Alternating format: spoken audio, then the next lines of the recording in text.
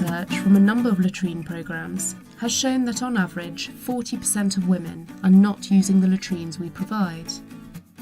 There are a number of reasons for this, including a fear of people peeping in, a fear of sexual harassment, a fear of vermin, insufficient lighting at night, and a lack of proper locks on doors.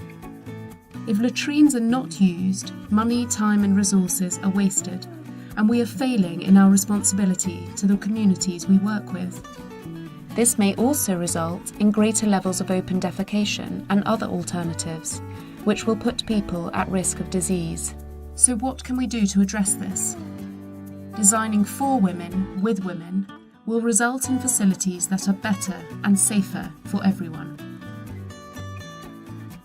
I feel happy using a latrine when I can lock the door so nobody can get in.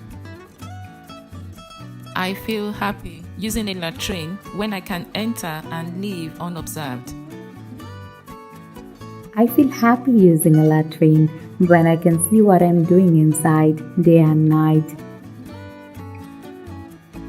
Excreta disposal is a continuous service, not a one-off installation. It's important to consult and involve users at every stage of the process. Appropriate latrines can be developed by making sure that all users have an equal voice and by asking them key questions from the outset. Think about the workability of sharing latrines, gender segregation, cultural or religious practices, and any nighttime habits that should also be considered. Practicalities should also be discussed with the community from the outset. Involve users when deciding on the location of the latrines. Think about the cleaning and maintenance of communal areas. Are cleaning kits available and in use? Consider how quickly latrines fill up, how they will be emptied, and where sludge will be disposed of.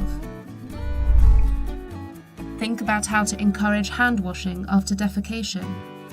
Can nudges, such as mirrors and footprints, be installed?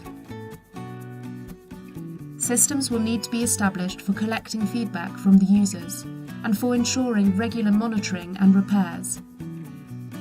Safety should be a key concern when designing latrines, and appropriate lighting can be instrumental to this, both on the pathways to and from the latrine and inside. Additional safety can be provided by carefully planning the location of the latrines and ensuring they are within 50 metres of a dwelling, but never on a busy road. Also, always make sure to clear any surrounding bushes that could house snakes and vermin. Privacy is equally important to users and should play a vital role in the design process. Crucial considerations include the height of the walls and the material used. Plastic, for instance, could easily be transparent and should be repaired if damaged. Also consider gaps and whether the user's head and feet are hidden from view. Is there a functional internal lock, even in rapid onset emergencies? Does the height of that lock permit use by both adults and children?